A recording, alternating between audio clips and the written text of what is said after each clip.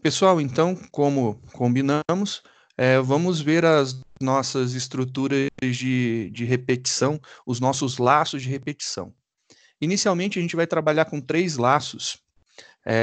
A gente tem temos mais 2 opções de laços. Uma é um iterador e o outro é um iterador dentro de uma coleção. Esses dois a gente vê mais para frente, quando chegar o momento correto.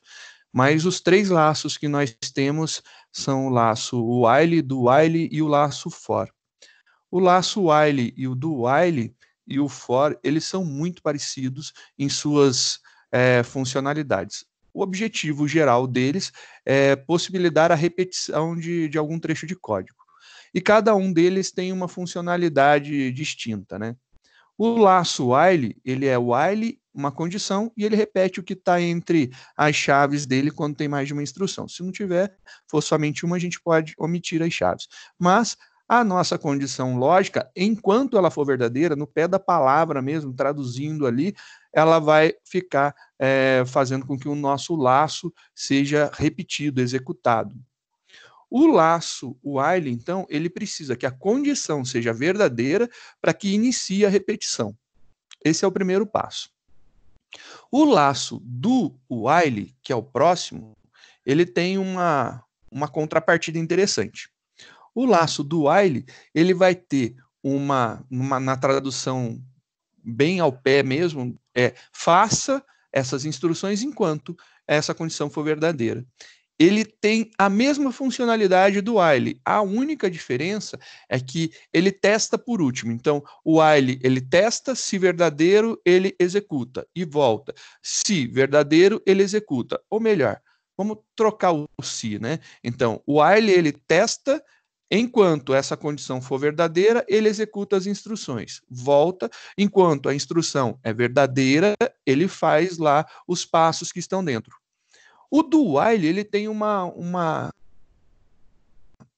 única diferença para o laço while. A única diferença. O laço do while, ele entra, executa as instruções e testa. E aí ele verifica, eu devo de repetir novamente? Se sim, ele volta, faz e ele verifica. Devo de repetir novamente e ele faz esse processo. Logo, o que diferencia o laço while do while é que o while ele testa antes e o do while testa depois.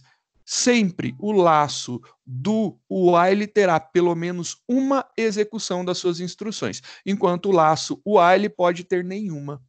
Então é assim, se eu tiver uma condição falsa, ele nunca vai entrar no laço while. Esses dois laços são muito, muito, muito parecidos. A gente tem alguns problemas conjecturais de laço de repetição que é muito legal, né? A gente envolve aí algumas informações bacanas.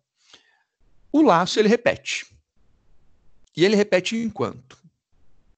E a condição lógica, ela tem que ser desfeita em algum momento. Se a condição lógica não for desfeita, ele nunca para de executar. Se ele nunca para de executar, ele cria um laço que vai ficar sendo repetido, executado infinitamente, também conhecido como laço infinito.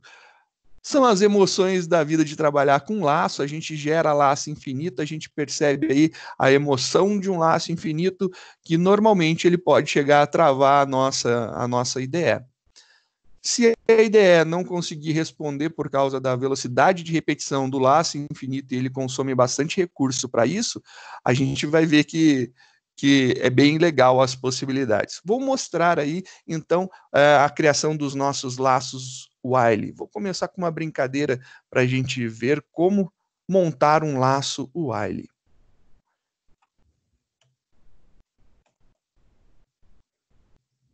A gente vai falar, por enquanto, do laço while.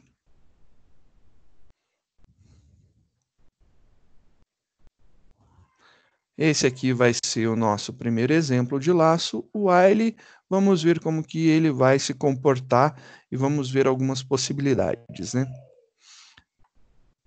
Temos aqui algumas brincadeiras, o nosso laço while, vamos montar ele. Escrevo while Aqui vem uma condição, e se tiver mais de uma instrução, eu abro um bloco. Normalmente tem mais de uma instrução, porque a gente precisa ter algo que vá repetir e uma outra instrução que vá fazer com que o meu valor testado modifique de alguma forma. Eu vou fazer aqui um system.out.println e vou imprimir aqui um oi. Simples assim, vou imprimir um oi. Agora, a gente tem que criar uma condição lógica para que ocorra essa repetição. Então, a primeira coisa que eu falei para vocês é o laço while pode não ter nenhuma execução, porque ele testa antes de iniciar as suas repetições, né? Se eu fizer um teste lógico, por exemplo, 3 é menor que 1, não, 3 não é menor que 1. Se 3 não é menor que 1, ele não executa isso daqui. Verificando.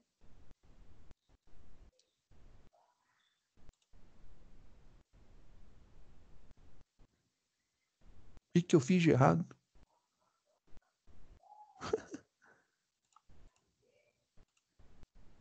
Mano, não tô vendo meu erro. Legal, hein? Vou tentar mudar aqui. Só para ver. Que bonito.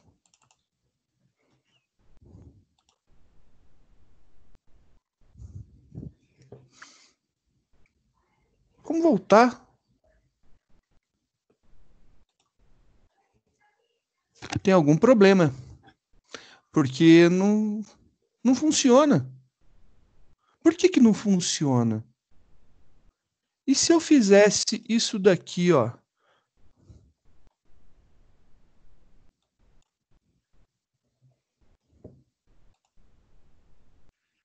Ele ainda não funciona. E aí a gente tem um problema de ordem lógica. O Java, ele tem uma restrição bem legal. Ele proíbe você de fazer uma repetição. Não, nesse caso é while mesmo. É, tá certo, Aldinho, é só é uma preocupação encenada, desculpa. O que está acontecendo aqui é uma das regras de proteção do Java, né? O Java tem uma regra de proteção da seguinte forma: ele não vai fazer algo que possa não acontecer logo de princípio. Isso daqui está uma constante, né? Se a gente pegar, por exemplo, e montar aqui uma estrutura com variáveis, aí já é outro papo, né? Então, por exemplo,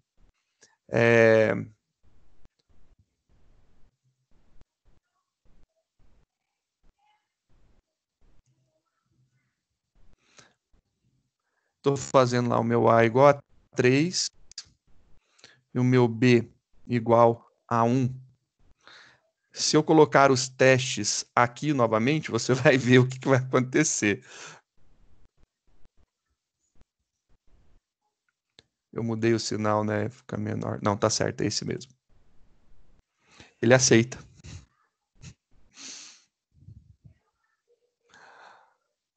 Aí você fala assim, bem, se eu colocar o valor aqui e compilar, ele dá erro. E aí por que ele dá erro? Porque ele está verificando que essa condição daqui, então se eu fizer essa condição ou escrever, por exemplo, falso, isso aqui não acontece. Não tem possibilidade de acontecer. Isso daqui, 3 menor que 1, você concorda que 3 menor que 1 é uma constante? 3 menor que 1 é uma constante, é algo que nunca vai mudar. 3, se eu fizer o teste de 3 menor que 1, o resultado dele sempre é a mesma coisa, porque 3 é uma constante, 1 é uma constante. Se os dois são uma constante, a comparação deles sempre vai ser a mesma coisa. Se eu estou testando isso daqui e eu sei que nunca vai funcionar, o Java já bate assim, ó, isso aqui não funciona. E aí ele pede para que eu coloque valores que possam ter possibilidade de alterar, né? Eu preciso utilizar variáveis. E aí, se eu coloco uma variável com os mesmos valores, só que os valores estão dentro dessa variável, ele compila. Por quê? Porque tem a possibilidade de mudar de valor e isso daí acontecer. Esse teste lógico, como ele não sabe o valor que está dentro do A, ele pode ser alterado de alguma forma, e A é uma variável que varia o valor, ele não vai ter uma resposta que é fixa, apesar do jeito que a gente montou, sempre vai dar a mesma resposta aqui. Executando o nosso programa, a gente vê que chega no fim e não acontece nada. Porém, se eu inverter o sinal, esse cara sempre vai ser verdadeiro, né?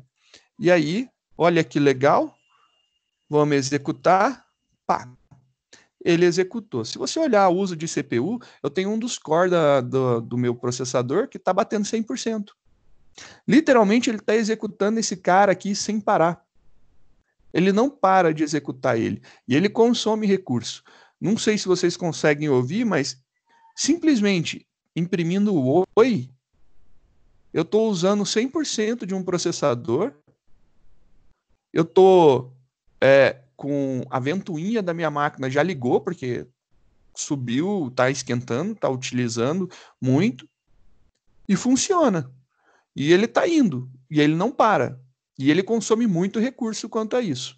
E ele, assim, o uso de memória dele não é grande, porque ele não está fazendo acumulação nem conta, ele simplesmente está verbosando na saída padrão, está escrevendo na saída padrão, e você pode ver, ele volta e meia, ele bate um 100% em um dos core. Ele troca de core de vez em quando, né, em um dos núcleos de processamento, mas tá tochando, utilizando. Se você simplesmente fechar esse cara ou parar ele por algum motivo, você vê que imediatamente cai todo o sistema de processamento. Vai lá, o primeiro lá, a CPU vai lá para baixo. Isso é interessante. Um simples OI e um laço infinito, ele pode ser muito danoso a uma máquina, por incrível que pareça. Se eu não tivesse como parar a execução, ele teria travado até a minha IDE, se estivesse rodando a IDE e a IDE não conseguisse. A IDE do NetBeans, eu acho que ela consegue parar, o Eclipse consegue parar, o JCreator, ele tem um problema quando inicia um processo desse, a IDE para de responder, porque é dentro dela e você não consegue parar o processo. E ela trava. E aí você tem que fechar e abrir de novo. O bom do Java é que nas IDEs, ele, antes de compilar um programa, ele salva o programa Java. Ele salva o programa, compila e depois você executa ele. Quando ele faz esse processo, salva, compila, executa, se a IDE travar, você já tem a última versão salva, então você não tem perda de arquivo. Vamos testar se A menor que 1 funciona. E aí, o A é uma variável, você concorda? Se o A é uma variável, olha só, ele compila sem problema nenhum. Eu não posso ter valores constantes que não vão alterar. Se você quiser também visualizar uma outra possibilidade interessante, o false não dá certo, mas o true dá. Então, se eu colocar lá um laço verdadeiro, true, ele vai funcionar. Cadê? True, fim. Interessante, ele não deixa esse cara agora.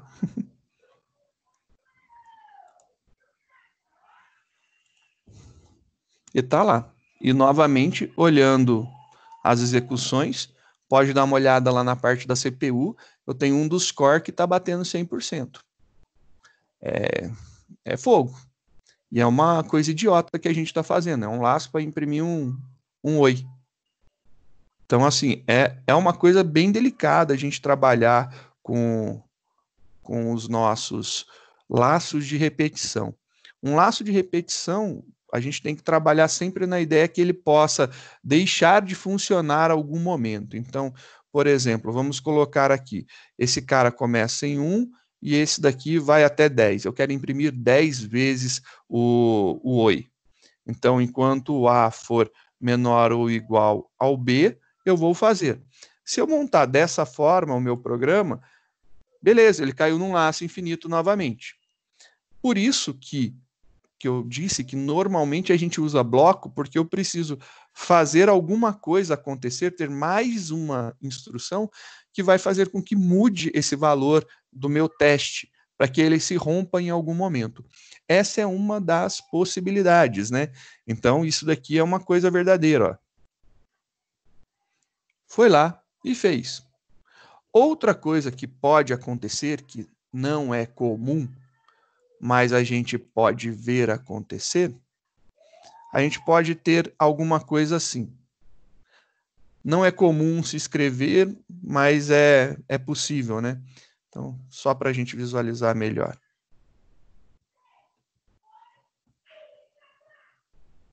Esse é meu teste. Se isso daqui for verdadeiro, eu vou fazer isso daqui. Eu vou incrementar o A. Beleza? Só que eu quero também que, se não for, eu quero fazer alguma coisa aqui para que pare. E aí eu posso usar um break. Será que funciona fazer isso, né? Então, esse break daqui é muito importante da gente entender o que ele faz. Esse break, ele vai sair do laço if, vai sair da condição do if, ou vai sair do laço while? Compilou, né? Não deu problema nenhum. E ele fez 1, 2, 3, 4, 5, 6, 7, 8, 9, 10, 11. Ele fez 11. Por que ele fez 11? E aí é uma pergunta boba, mas é muito importante. Por que ele imprimiu 11 vezes o oi? Alguém me responde o porquê? Porque o teste está depois da impressão. Então, ele sai depois de testar. Se você invertesse a posição, a ordem, né? Então, novamente, aquela brincadeirinha que eu sempre falo, a ordem dos tratores altera a demolição, né? Então, a gente fazendo dessa forma, vamos contar quantas saídas, né? Olha lá, 1, 2, 3, 4, 5, 6, 7, 8, 9, 10. Agora deu 10 saídas. Por quê? Porque antes de imprimir, ele testou. Se chegou a 10, ele para. Ele vai lá e dá um break.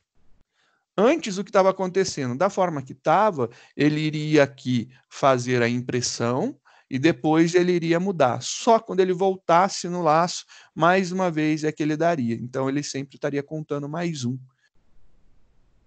É por causa disso. Então, a posição do nosso teste faz diferença aqui nesse caso.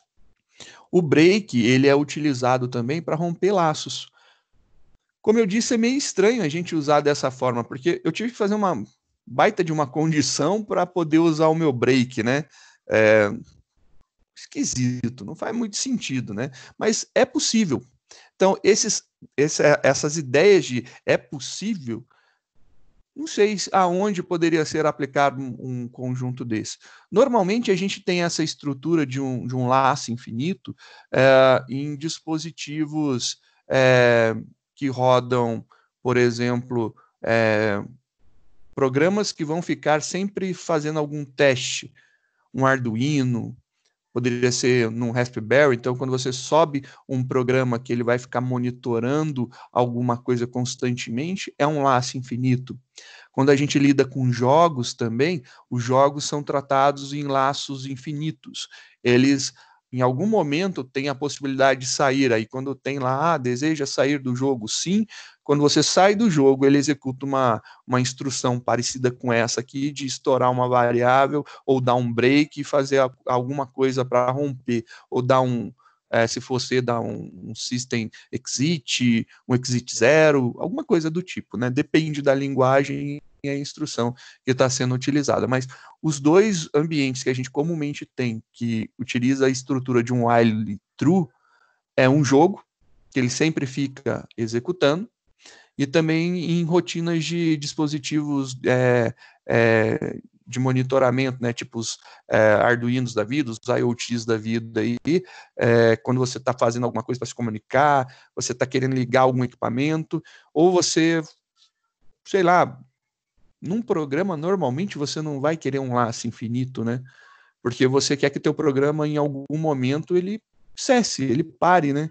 Então, laços infinitos são raros de serem utilizados de forma proposital. Estou mostrando aqui uma possibilidade, né, que é você criar um laço infinito de propósito para um fim que você quer realmente controlar, mas não é o nosso objetivo. Vou fazer um outro programa só para a gente continuar aqui limpinho, né? Esse aqui fica como exemplo para a gente poder manter documentação do que a gente tem visto. Só trocar aqui. Então, ainda continuando falando de while, eu vou voltar a nossa condição ao que estava, né? Vou colocar aqui, vou tirar esse cara aqui de dentro, vamos jogar ele para cá, e essa estrutura também, vou limpar ela. Ficou aí essa possibilidade de execução do nosso programa. Pode utilizar aqui também, funciona, fica legal. Tá aí o nosso programa e ele chega ao fim. O laço de repetição é bem interessante, que você pode fazer comparações, né? E eu posso fazer comparação de qualquer coisa, posso fazer comparação disso com aquilo e mais aquilo outro. Então eu posso utilizar junções que são os nossos operadores lógicos e ou, né? Eu posso usar o não, o e, o ou, tanto faz o que eu quero aí montar, eu posso verificar nulidade de coisas, então se é igual a null, igual a null, se é igual a 1, se é igual a 10. Os testes são infinitos. A lógica vai de criatividade e necessidade. Obviamente, já existem algumas saídas técnicas que a gente comumente utiliza, que são as mais padrões. Tem algumas atividades na apostila que eu gostaria de executá-las. E aí, assim, a apostila ela foi escrita para você treinar cada uma das estruturas. A gente já viu aqui como funciona o laço while, a gente vai ver o do while e depois a gente vai ver o for. Durante a execução das suas atividades diárias e das listas de exercícios que foram propostas, de avaliações, se não for especificado qual laço usar, você usa o laço que você quiser. É uma frase que eu falo muito, para mim não me importa o que você utiliza, desde que cheguemos a uma resposta válida, né? E desde que o código também esteja certo. Eu não tenho preconceitos quanto a usar o for, muito menos o while, nem o do while. Há algum tempo atrás existia uma máxima que muitos programadores desejavam fortemente que o for deixasse de existir, né? Eu não acho útil isso, né? O for funciona bem, né? A gente vai ver que o que dá para fazer com um sempre dá para fazer com o outro também. Os três laços são interessantes, cada um tem uma utilidade, cada um tem uma funcionalidade que é interessante em um determinado momento de utilização. Vamos fazer alguns exercícios da apostila para a gente ver, através dos exercícios, o que nós temos. Então, nos nossos exercícios de while, a gente tem lá um primeiro exercício de exemplo, que é um padrão clássico que eu gosto muito, é montar uma tabuada, né? Então, a gente vai fazer aí, inicialmente, montar uma tabuada. Vamos começar a brincadeira aqui e ver o que acontece com isso daqui, né? Vamos montar esse exemplo. Então, vamos iniciar um novo programa. Vou só colocar o texto aqui para que a gente possa visualizar melhor o que vai ser solicitado para ser feito.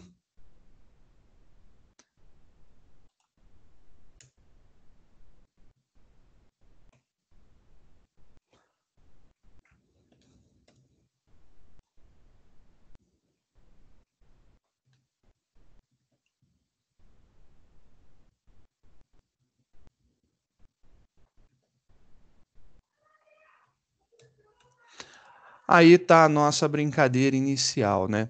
Apresentar os resultados de uma tabuada de um número qualquer, a qual deve ser impressa no seguinte formato, considerando o exemplo do número 2 fornecido. Temos ali a tabuada do 2, ele vai ter que imprimir 2 vezes 0 igual a 0, 2 vezes 1 igual a 2, e assim por diante. Se eu estou falando aqui de um número qualquer, muito provavelmente o usuário deverá me informar isso daí. Para que o usuário informe, eu preciso ler a partir do teclado. A gente está utilizando o import do java.util.scanner. Então, a gente está importando aí o nosso scanner para poder ler a partir do teclado. Vamos salvar esse arquivo já, né? Só deixa eu ver. Página 80. Vamos salvar.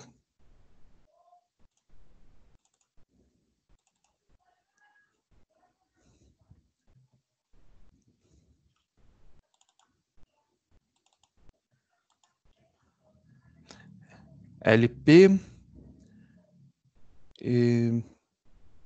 Apostila de LP. Qual que é a página que eu esqueci? Página 80.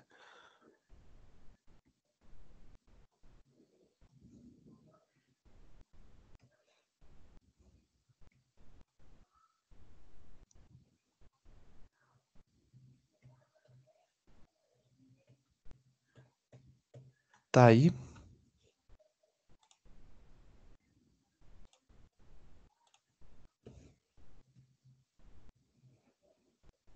Tá lá, página 80, exercício A. Vamos começar a brincadeira. A primeira coisa que eu vou fazer vai ser a criação do meu scanner. Então, eu vou ter que ler um número. Scanner, leia, igual a new scanner.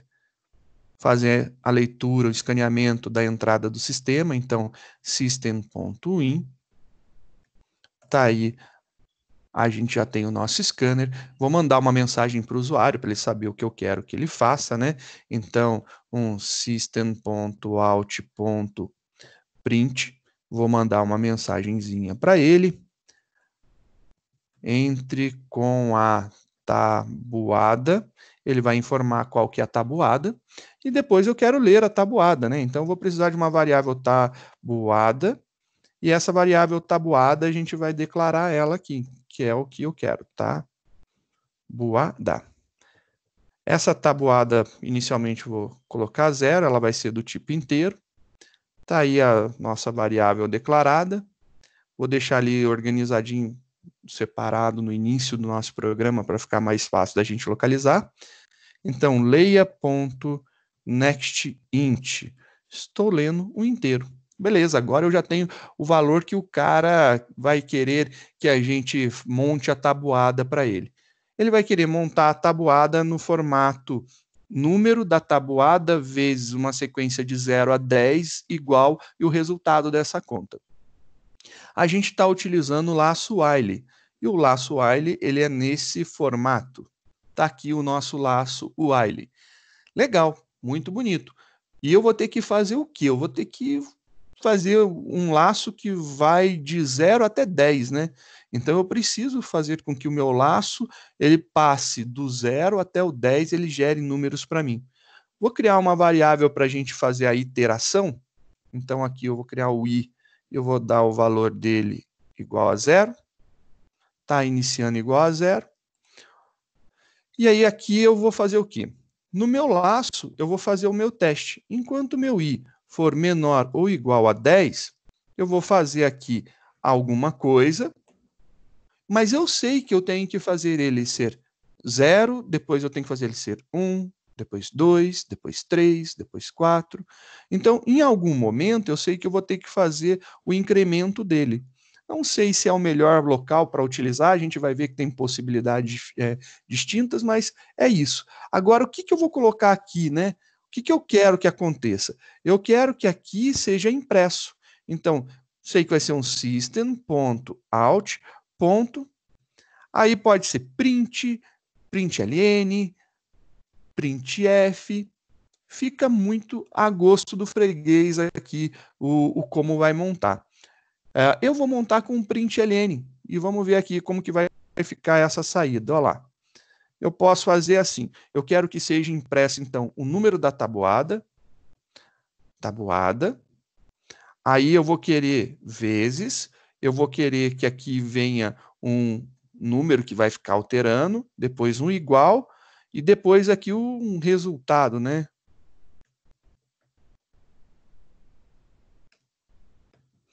É isso que eu quero que seja impresso. A tabuada é a nossa variável. Eu tenho que juntar ela com esse texto daqui. E esse texto daqui depois vai ter um número, né? Vou fazer com um X pequeno. Vai ter um número. Esse número daqui também vai ter que ser juntado de alguma forma. Quem é ele? É o meu I, nesse caso específico. E agora, isso daqui também voltou a ser uma string. Vou escrever aqui. E depois é o meu resultado. E o meu resultado, ele é quem? Eu não tenho uma variável ainda para resultado. Eu poderia criar uma variável para ter esse resultado e faria algo do tipo, né? Resultado é igual a tabuada vezes o meu i. Eu posso fazer isso daqui. Ou, se eu quiser, eu posso pegar esse conjunto e colocar aqui, esse produto e colocar ele aqui.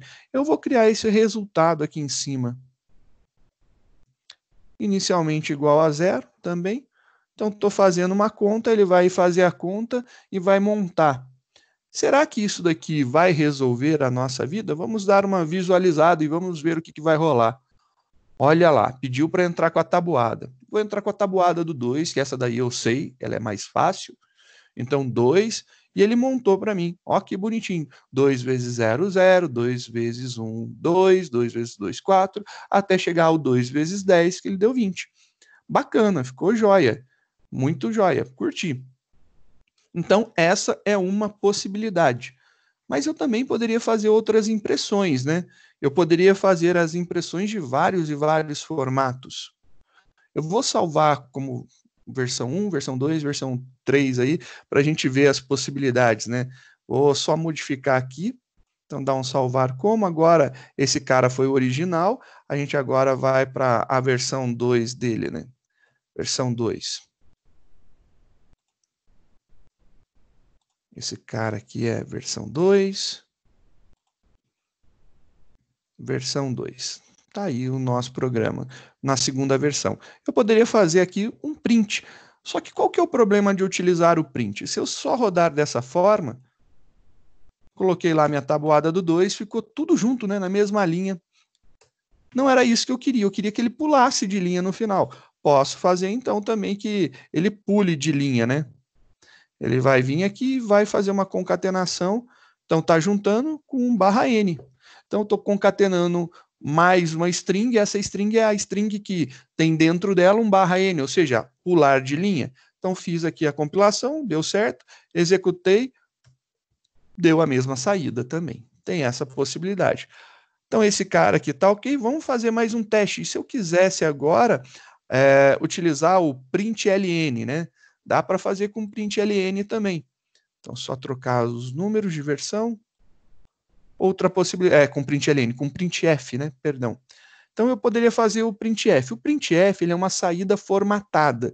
Então eu tenho uma string e essa string toda ela vai ter as variáveis dela aqui. Então é uma string que eu vou ter é um número inteiro, então porcentagem de, aí vai vir vezes, depois porcentagem de, vai vir aqui o igual, e aí depois eu tenho aqui um porcentagem de, que vai vir a parte final, e o meu /n aqui para pular de linha.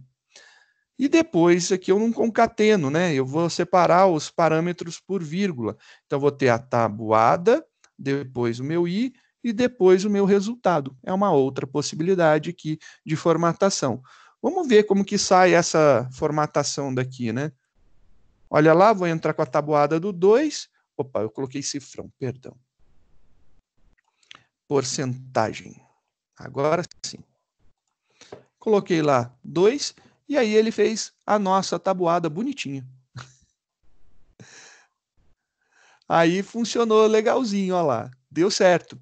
Mas ainda tem uma outra possibilidade ainda com printf, né? O printf tem mais possibilidades de formatação. Então vamos colocar aqui uma outra versão. Só vamos corrigir aqui para 4, 4. E se eu quisesse que ele saísse organizado, né? Com 2 casas decimais, poderia fazer isso daqui, ó. E esse último, eu vou colocar 3 casinhas, porque Se for a tabuada do 10, 10 vezes 10 vai dar 100. Então, vou colocar aqui o 2, ele já sai alinhado, né? Então tem essa possibilidade. Então, como eu falei, se eu entrar com a tabuada do 10, também sai tudo alinhadinho. Entrar com a tabuada do 7, olha lá, tudo alinhadinho. É essa brincadeira daí também de possibilidade.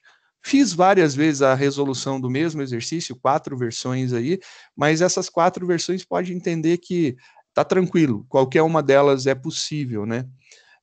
Se você quisesse substituir aqui no local, colocar aqui do resultado, colocar tabuada vezes i, também funciona, não tem problema nenhum. Eu posso executar, vai dar o mesmo resultado. Fica a gosto do freguês, eu criei essa variável resultado, toma cuidado para não utilizar palavras reservadas, né? Então, temos algumas no nosso conjunto de palavras reservadas, a gente tem uma aí que às vezes pode dar uma dor de cabeça, que é a palavra final. Como eu sempre falo, final é muito complicado, porque o final quer dizer que ele não tem mais modificação. Logo, se não tem modificação, é uma constante. Então, quando eu utilizo um final numa variável, eu estou dizendo que ela não muda mais de valor. Está aí uma das possibilidades. Então, tomar cuidado com nomes. Tem na nossa apostila uma lista, né? Uma lista completa com os nomes de palavras reservadas, são poucas, mas a gente tem que tomar cuidado com elas. O próximo exercício fala o seguinte: apresentar o total da soma dos 100 primeiros números inteiros. Isso aí é bem tranquilo, né? A soma dos 100 primeiros números inteiros dá 5.050.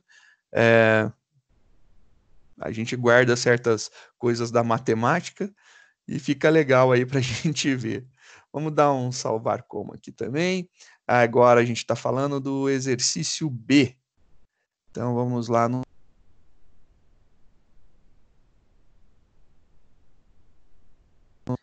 para apresentar a soma dos números inteiros de 1 a 100. Então, é essa aqui a brincadeira proposta. Então, exercício B. Para fazer a apresentação da soma dos números de 1 a 100, eu não preciso fazer nenhuma entrada de dados, a gente vai apagar isso, não precisamos de scanner, porque eu não estou pedindo para ele entrar com quantidade de números. Eu vou colocar aqui uma variável soma para acumular todo o nosso conteúdo. A gente vai manter a nossa variável i, só que agora ela não começa em 0, ela começa em 1. Ela vai iniciar-se em 1. Então, a gente vai fazer um cálculo e no final a gente vai fazer uma impressão. Então, está aqui, a nossa estrutura vai ser desse jeito. O nosso cálculo vai ser soma mais igual aí. Tá aí. Aqui vai até 100. Começou em 1, vai até 100, incremento de 1 em 1. E depois a gente pode utilizar aqui soma de 1 a 100 igual. E aí a gente vai fazer a demonstração do nosso valor aqui. Nesse caso não tem necessidade e a gente vai colocar o nosso soma. Tá aí, a gente fez um laço que vai de 1 até 100. Ele é incrementado de 1 em 1. E eu estou falando para a minha variável soma, que começa em 0. A cada vez que ocorre a iteração, a repetição, ela vai pegar e somar a ela o valor da minha variável i. Então, ela está aqui, soma é 0. Soma mais 1, vai passar a valer 1. Quando ele voltar, o i vale 2. Então, é 1 mais 2, ficou 3. Depois, ele vai fazer o i valer 3. 3 mais 3, 6. Depois, 4. Aí ele vai somar 6 mais 4, 10. E ele vai fazendo esse processo.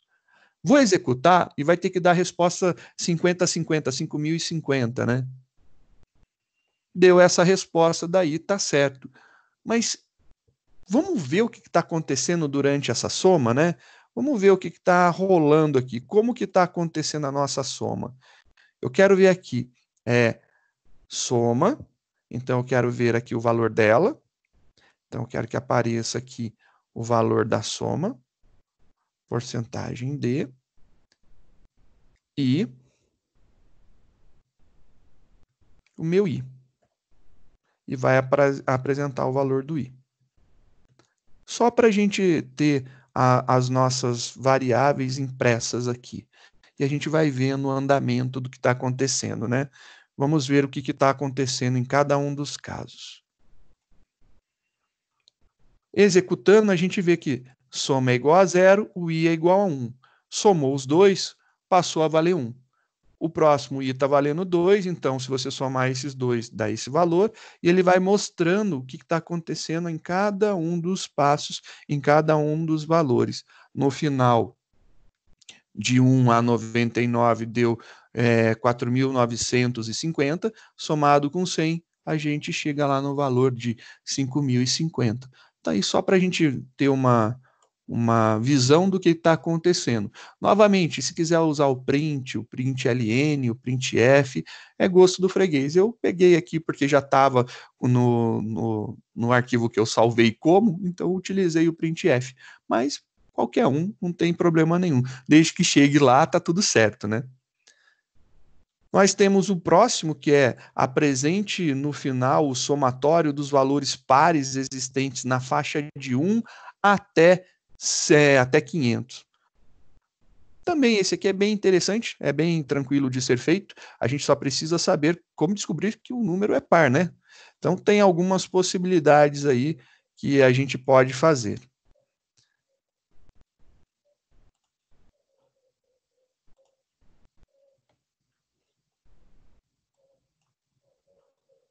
Aqui apresentar a soma na faixa de 1 até 500. Então, eu vou ter aqui de 1 até 500, meu laço está sendo feito dessa forma, e eu tenho que somar, só que agora a minha soma só vai acontecer se o número for par. Se ele não for par, não tem interesse em fazer o acúmulo, né? Então, eu vou fazer um teste. Quando que eu vou somar? Eu vou fazer um teste aqui e vou somar se alguma coisa estiver acontecendo.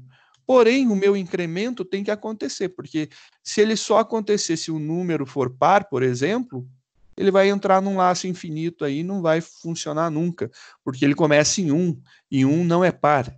Então, aqui é uma possibilidade. Então, eu poderia fazer isso daqui.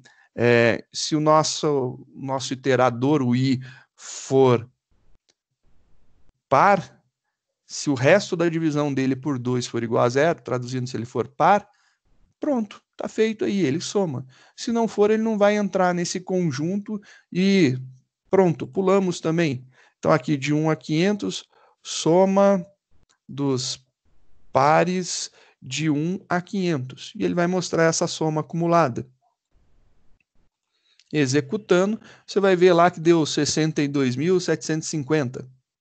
É uma possibilidade também de fazer. Vou salvar uma outra versão que muita gente gosta de fazer dessa forma também. Vou criar uma outra possibilidade aqui, né? Então, aqui uma segunda versão do mesmo exercício. Então, aqui uma segunda versão dele.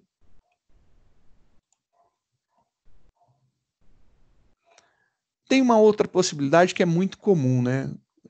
Se você começar aqui em 0 e você somando aqui de 2 em 2, também funciona. Aqui é a mesma coisa, só lembrando, né, que isso aqui é a mesma coisa que escrever I é igual a I mais 2, né? É a mesma coisa, tá bom? Eu não preciso nem mais fazer um teste. Esse teste ele pode deixar de existir, já que eu estou fazendo aqui o pulo do gato.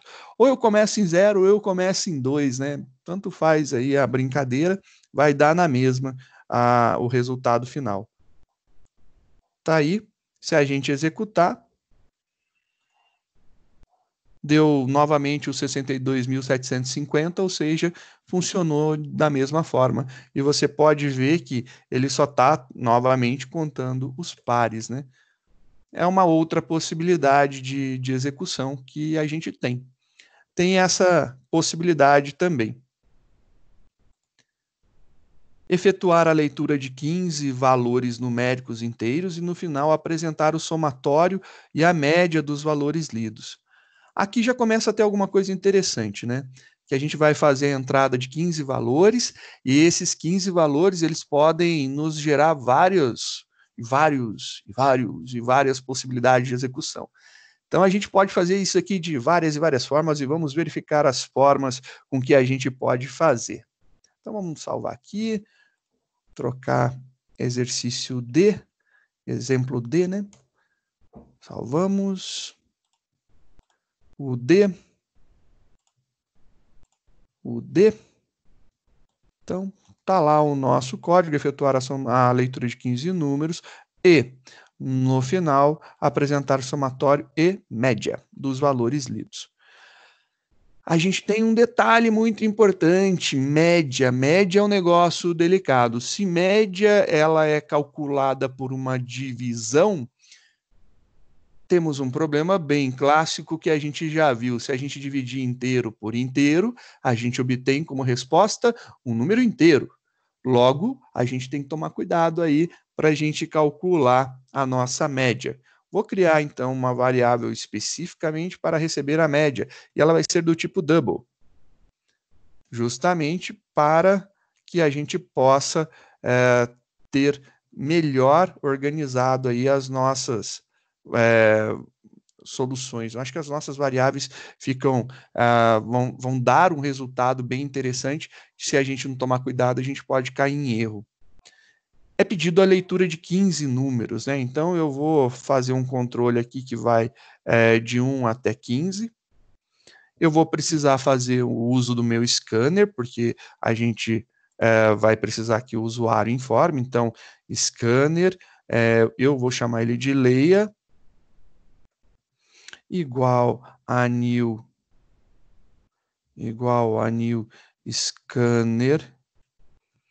Vou escanear a entrada do sistema, tá lá a entrada do sistema, beleza, eu já tenho ele. O que eu preciso fazer, né? Eu preciso informar para o usuário o que eu quero. Vou mandar uma mensagem para ele. Olha, usuário, por gentileza, me informe alguma coisa. Então, entre com o número. E aí eu vou colocar aqui o número que eu quero, né? Eu quero entre com o número, e aqui eu vou falar o número 1, número 2, número 3, número 4. E aí, para fazer isso, eu vou acumular. Tá aqui.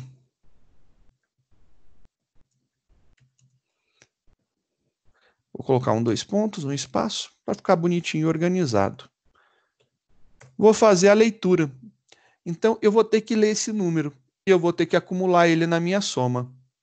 Então, ele vai pedir no somatório, eu vou ler esse número. Só que agora eu vou fazer isso aqui. Eu preciso declarar uma variável para ele receber o número lido? Eu posso. Mas eu não preciso. Isso aqui é uma possibilidade. A minha variável soma já está em 0, eu digito o número, ele acumula, digito o número, acumula, digito o número, acumula, digito o número e acumula, e aí a gente vai fazendo isso daí sem problema. Aqui é a nossa iteração. Eu posso fazer mais, que pode ser i mais igual a 1, ou isso daqui, né? Temos essas possibilidades aí de fazer essa leitura. Bem legal, agora ele está acumulando. Ele acumulou, eu vou mostrar a soma, né? Soma dos 15 soma de 15 números.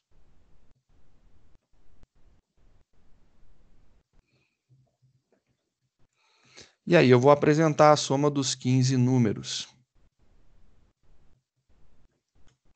Tá aí, vou fazer a apresentação da soma dos 15 números. E a média, né? Eu preciso calcular a média para apresentá-la. E a média eu vou utilizar aqui o porcentagem F, que é para fazer a impressão de um ponto flutuante. Não necessariamente é um float ou um double, um número ponto flutuante. Só que eu quero deixar esse cara aqui com uma casa decimal apenas. Então, média de 15 números. E como que eu vou calcular a média? Eu não posso calcular a média dentro do laço. A média ela tem que ser o quê? Depois que eu tiver a soma de todos os números que eu li, somei tudo, aí eu vou pegar essa somatória e dividir pela quantidade de leituras. Então aqui eu vou ter que a média vai ser a soma dividida pela quantidade de leituras, que é 15. Mas lembra que eu falei para vocês, se eu dividir inteiro por inteiro, o resultado é inteiro? Se eu converter apenas o resultado disso daqui para double, dá ruim também, porque ele vai fazer o inteiro, vai ficar inteiro.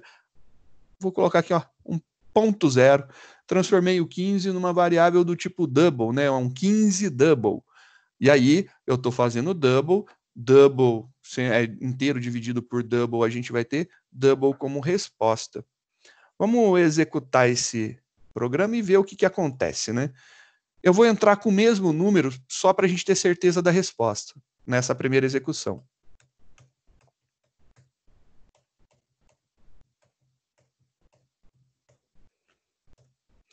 E aí a soma, então eu somei 2 várias vezes, eu peguei e fiz bonitinho lá, ó.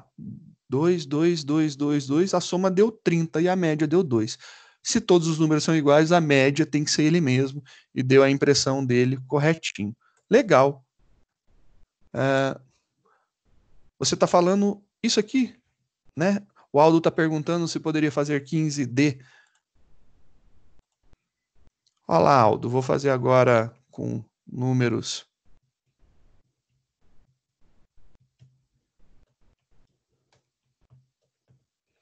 quaisquer.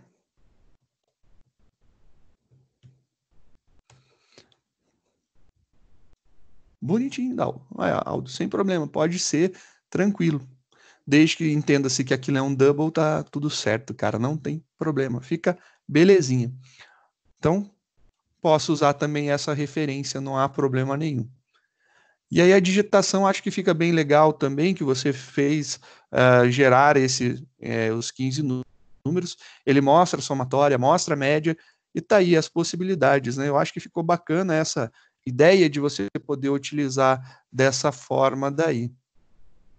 Nós temos mais um exercício, acho que esse aqui a gente tem só aquele problema básico de não poder dividir por inteiro.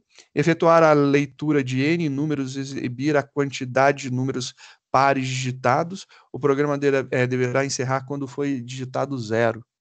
Perfeito, vamos fazer então aqui esse último exemplo com o laço, o while, né?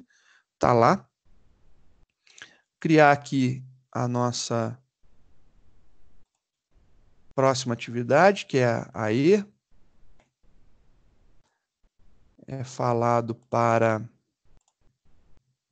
efetuar a leitura de quantos números eu quiser, e eu tenho que contar a quantidade de números pares que foram digitados, né? E aí, se eu digitar 0, o programa tem que encerrar. É esse o objetivo. Então, vamos corrigir aqui as nomenclaturas, né? O exercício E. O exercício E. Agora entra num caso bem interessante que o while é legal. O while ele vai entrar agora num conceito bem interessante, porque ele vai acontecer enquanto o usuário não digitar 0, né? Então a gente vai fazer aqui a contagem, efetuar a leitura de N números e exibir a quantidade. Então eu vou colocar aqui um contador igual a 0. Eu vou ter agora a necessidade de uma variável para dizer quantos números, né? Que número que eu tô? Não, eu não preciso, né? Eu vou ter que ler um número. Eu acho que eu vou precisar de um número. Então, acho que um número é legal. E ele falou número, vamos colocar aqui número igual a 0. Eu tenho o contador, eu tenho o número que eu estou lendo, eu acho que está tudo certo. Aí eu posso fazer o seguinte, eu vou fazer a leitura, aqui o meu teste vai ser, enquanto o meu número lido não for igual a 0, né? Porque ele não falou nada de ser positivo, ele falou que não pode ser igual a 0. Enquanto ele não for igual a 0, eu vou colocar aqui entre com um número e vai ser informado esse número. É isso daí que a gente vai fazer. E aí agora a gente tem aqui o nosso número sendo informado. Não temos incremento e ele vai ficar infinitamente aqui. A gente não vai fazer nada disso. A gente só vai precisar de uma das linhas de saída. Eu acho que a estrutura é mais ou menos essa, né? Então a gente tem lá um contador que vai contar a quantidade de números digitados que são pares. Só que se eu fizer dessa forma, olha só que interessante, né? Eu vou corrigir aqui os nomes, né? Quantidade de números pares.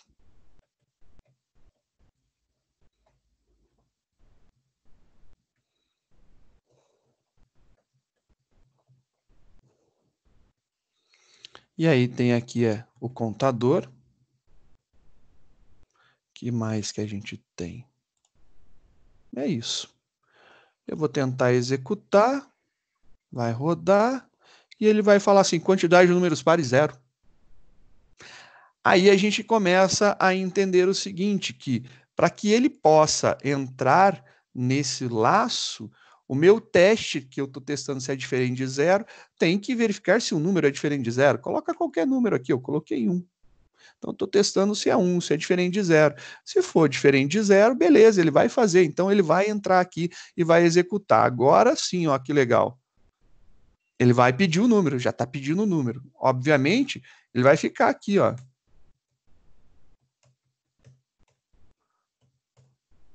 Até eu digitar 0, mas ele não está contando. Então, eu tenho que fazer um teste agora, né? A partir desse momento, a gente vai fazer o nosso teste. If alguma coisa, eu faço alguma instrução. Qual que é a ação que eu preciso? Eu preciso verificar se o número que eu estou testando, se ele é par, né? Então, se o número dividido por 2 for igual a 0, o meu contador vai ser acrescido de 1. Tá aí. E eu acho que agora vai fazer sentido. Fiz o meu teste agora e olha só, executando, eu digitei 1, 2, 0. Ele contou 2 pares. Eu tenho duas possíveis soluções, né? Você pode decrementar o contador em 1, que é uma possibilidade, ou você pode verificar se o número for maior que 0 antes de testá-lo, né? Para fazer o incremento. Então, também é uma possibilidade. Eu vou salvar essas 3 versões aqui. Então, esse aqui é o padrãozão. Aqui, ó, erro de contagem. Vou colocar aqui, ó, um comentário, ó.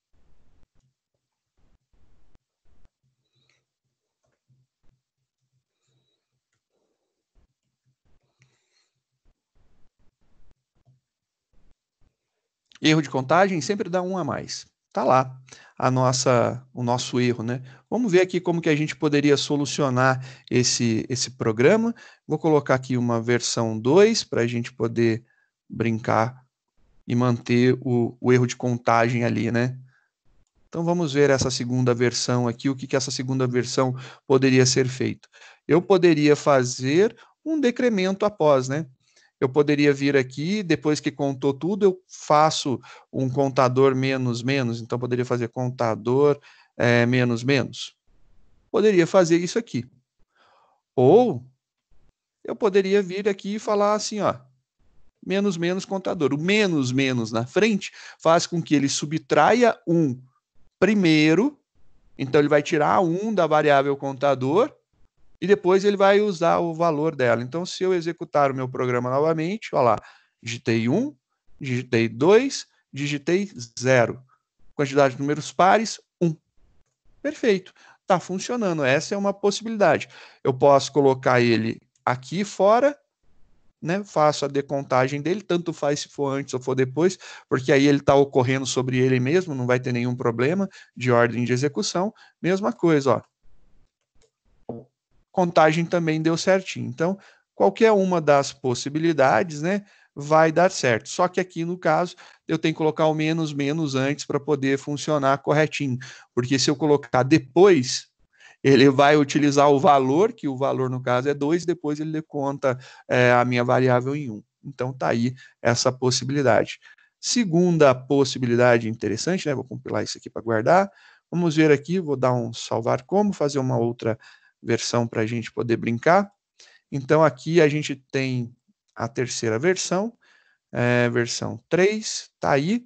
A gente poderia fazer algo como um teste, né? A gente pode fazer um teste. Posso fazer aqui um conjunto de testes. Se número for maior que 0 e número diferente de 0. Ou maior que 0, contador maior que 0. Contador, número maior. Opa, perdão. Eita, fazendo lugar errado. Posso verificar aqui se o número for diferente de 0, né? Se ele for diferente de 0 e o contador e o número for par, eu faço esse teste de incremento, eu faço esse teste e incremento. Também é uma outra possibilidade, fica legal também. Você executando, dá 1, 2 e o 0. Contou apenas uma vez. E aí fica essas possibilidades. Você pode fazer o teste tanto num lugar como no outro. Nesse caso específico, né, para fazer a contagem, é interessante aí, você pode tanto decrementar a variável depois, como fazer no if também o teste para ver se ele é diferente de 0. Se for igual a 0, você não vai contar. Eu acho que são duas possibilidades bem legais de serem utilizadas. Nossa apostila, ela tem alguns exercícios para serem resolvidos, né? E aí fica uma atividade já para vocês começarem a brincar e verificar se tem alguma dúvida, alguma dificuldade. E esses daqui eu resolvo na próxima aula com vocês. O primeiro é ler um número qualquer e exibir o fatorial do número. O fatorial do número, por exemplo, eu entrei com o número 3. Então, eu vou fazer 1 vezes 2 vezes 3. O fatorial de 3 é 6. Se eu entrar com 2, o fatorial de 2 é 1 vezes 2. O fatorial de 2, então, no caso, é 2. O fatorial de 1 é 1, o fatorial de 0 também é 1. É um problema aí que é uma exceção que a gente tem. Fatorial de 0 é 1. Não sei por quê, né? Tem lá umas explicações matemáticas do porquê. Você vai ter que montar um laço para ir de 1 até o número que foi digitado, você vai fazer o acúmulo da multiplicação e não da soma, né, dos números, então você vai acumulando, isso daí mostrar o resultado. Toma cuidado que é fácil de estourar os nossos testes. Se você entrar com um número um pouco grande, o fatorial, ele rapidinho se transforma num monstro e você não vai conseguir ter variável inteira para acumular essa informação, tendo que aí, nesse caso, mudar para uma variável do tipo double para aguentar o cálculo, tá bom? O segundo programa é elaborar um programa que efetue a leitura de valores positivos inteiros até que um valor negativo seja informado. Ao final, deverão ser apresentados o maior e o menor número informados. Então, você vai ficar lendo números. Lendo. E aí, conforme você vai lendo, você vai descobrindo quem que é maior e quem que é menor. Essa é a brincadeira. Apresentar todos os números divisíveis por 4 que sejam menores que 200. Então, é para fazer um laço e testando se o número 1 é divisível por 4, se o 2 é por 4, sim. E se for, você apresenta esses números daí. Apresentar todos os valores numéricos inteiros ímpares situados na faixa de 0 a 20, para verificar se o número é ímpar, efetuar dentro da estrutura da instrução C, verificando se o número é ímpar, sendo mostre-o. Então, não sendo, você vai passar para o próximo. Você vai fazer aí uma brincadeirinha para testar os números. Acho que sempre tento fazer os exercícios mais próximos possíveis, né? Temos algumas brincadeiras, entrar com N números, ou seja, entrar com números enquanto, né, alguma coisa não for digitada, então você vai entrar com números e informar se o número se o dígito da dezena é par ou ímpar. Então não é o número, é para verificar se o dígito da dezena é par ou ímpar. Então aí você tem que verificar, por exemplo, eu entro com 2. O dígito da dezena do 2 é 0, porque é 0, 2, então é par.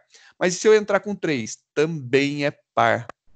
Então, se eu digitar 3, é par, porque é 0. Mas se eu digitar 32 vai dar resposta ímpar. É isso daí o objetivo da brincadeira. Também temos aí elaborar um programa para que seja impressa até o 13º termo da sequência de Fibonacci. Fibonacci é aquela sequência mágica de números que vai sendo um somado ao outro, gerando o próximo. Ele inicia-se em 0 e 1. Então, os dois primeiros termos da sequência são o 0 e 1. Você tem 0, depois tem 1. Você soma 0 mais 1, o próximo a ser gerado é o 1. Então, é 0, 1, 1. E aí, então, você ficou 0, 1, 1, você vai somar 1 mais 1. 1 mais 1 dá 2. Então, a sequência já ficou 0, 1, 1, 2. Agora eu vou gerar o próximo. É 1 e 2. O próximo é 3. Então, 2 mais 3, o próximo é 5. 3 mais 5, o próximo é 8. 5 mais 8, o próximo é 13. E assim por diante. É assim que se faz a sequência de Fibonacci, tá bom? É um exercício bacaninha para ver, é para gerar os 10 primeiros termos. Lembrando, o primeiro termo é o 0, o segundo termo é 1. Beleza? Depois 1 de novo, aí depois o 2, depois o 3, depois o 5, o 8 e 13. Aí já dá para ter uma noção da formação da sequência. Pessoal, eu acho que ficou legal, eu acho que seria interessante vocês iniciarem. Na próxima aula eu vou falar do laço do while, e a gente vai ter os mesmos exercícios que a gente fez com while, a gente vai desenvolver eles utilizando do while. É só uma modificaçãozinha para a gente ver como é que fica, tá bom? Então, eu gosto dessa ideia de desenvolver os mesmos exercícios para a gente provar que um laço pode ser implementado para solucionar os outros problemas de qualquer forma. Então, a gente consegue usar o while, do while ou for para fazer a resolução dos problemas. Tá aí, a nossa aula vai ter, então, próxima aula a gente vai ter essa resolução rápida aqui desses exercícios, incluindo esses desafios. Vou disponibilizar já a lista para vocês, são 3 listas bem interessantes, bem legais para serem feitas, e após a gente vai começar a gente vai começar a resolver um pouco desses exercícios da lista. Passando, acho que na próxima aula a gente fala do while, muito provavelmente a gente já vai ter o início para outra semana falar do for, e a gente vai trabalhando em cima disso daí e vai trabalhando a resolução das listas, que tem bastante exercício para ser feito. Eu espero que os exercícios tragam conhecimento, que vocês desenvolvam mais ainda a lógica de programação, e lembre-se que a única forma de aprender a programar é programando, né? Não tem o que faça você aprender a programar se você não sentar e começar a codificar. Então é muito importante o ato de codar, né? E fica por aí. Depois a gente faz esses exercícios na próxima aula, então, tá bom? Vou parar essa gravação.